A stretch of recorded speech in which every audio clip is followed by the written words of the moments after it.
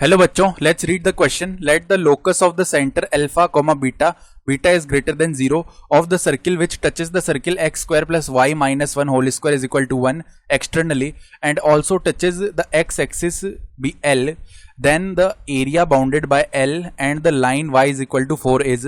तो यहाँ पे देखो हमें बाउंडेड एरिया बताना है एल और line Y is equal to 4 के बीच का.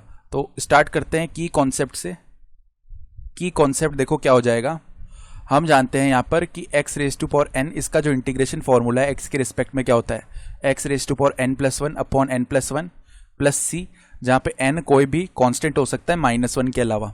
साथ ही साथ अगर हमारे पास देखो मान लो इस तरीके के दो पॉइंट है, एक p पॉइंट है जिसके कोऑर्डिनेट्स x1, y1 है, दूसरा पॉइंट है q जिसके कोऑर्डिनेट्स x2, y2 हैं.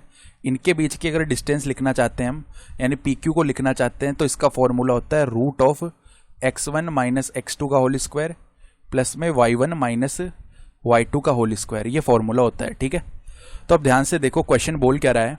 हम एक बार डायग्राम बना लेते हैं इसका. ये y एक्सिस है, ये हमारे पास मान लो इस तरीके का x एक्सिस है. ठीक है, तो बेसिकली हो क्या रहा है, एक सर्किल है x square plus Y minus 1 whole square.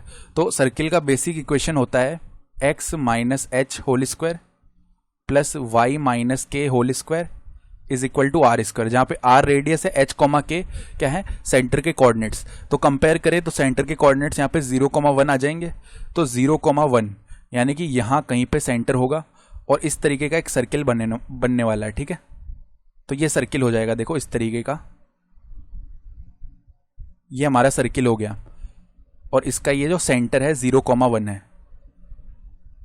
इसको बोल देते हैं चलो ए. इस पॉइंट को ए बोल रहे हैं. फिर दूसरा सर्किल है जिसको एक्सटर्नली टच कर रहा है और एक्स एक्सिस को भी टच कर रहा है. मान लो ये जो सर्किल है जिसके जो सेंटर के कोऑर्डिनेट्स है वो अल्फा कॉमा बीटा है. अब क्योंकि ये एक्स एक्सिस को टच कर रहा है तो यहाँ पे ये जो लेंथ है ये बीटा होने वाली है, अल्फा कॉमा बीटा, तो इसकी रेडियस बीटा ही हो जाएगी. और ये आपस में टच कर रहे हैं तो हम क्या बोल सकते हैं कि ये जो इनके बीच की लेंथ है, क्योंकि देखो इसकी रेडियस कितनी होने वाली है, इसकी रेडियस भी 1 है और यहाँ पे ये जो रेडियस है ये बीटा है, तो इनके बीच की जो लेंथ है बीटा प्लस 1 होने वाली है. और इसको हम इस फॉर्मूला से भी लिख सकते हैं, दो पॉइंट्स के बीच की डिस्टेंस. ठीक है, तो चलो इसको लिखते हैं. तो root of x1 minus x2 का होल स्क्वायर, तो क्या अल्फा माइनस 0 का whole square plus beta minus 1 का होल स्क्वायर, और ये किसके इक्वल होना चाहिए, बीटा प्लस 1. अब दोनों तरफ स्क्वायर कर देते हैं तो यहाँ पे तो alpha square plus beta square plus 1 minus 2 beta, और यहाँ पे बीटा प्लस 1 का होल स्क्वायर यानी beta square plus 1 plus 2 beta.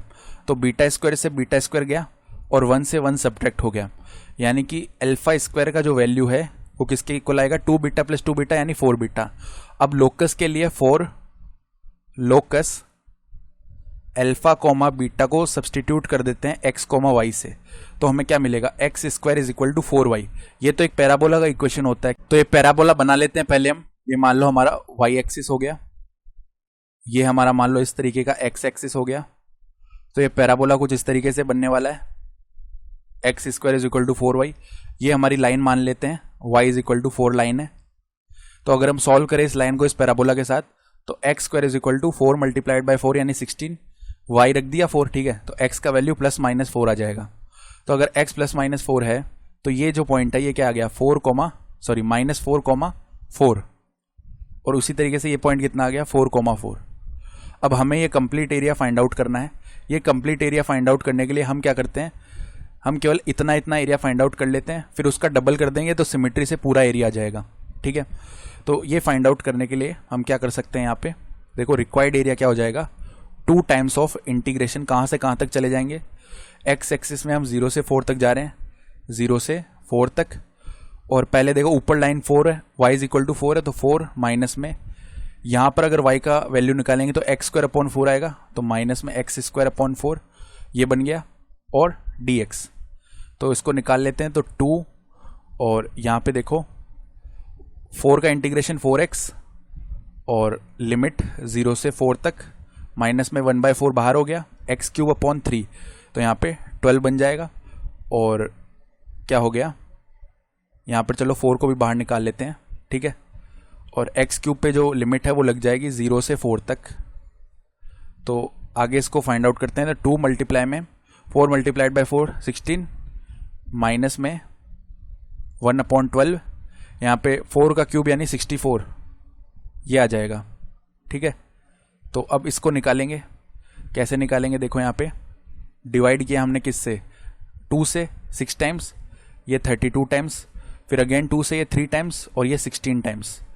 तो देखो एरिया कितना आ गया, 16 बाहर कॉमन ले लिया तो 32 आ जाएगा क्योंकि 2 पहले से है बाहर, और 1 माइनस में 1/3 यानी कि 2/3, तो ये कितना बन गया 64/3, यानी आंसर जो है ऑप्शन सी हो जाएगा। I hope you understood this explanation. Best of luck.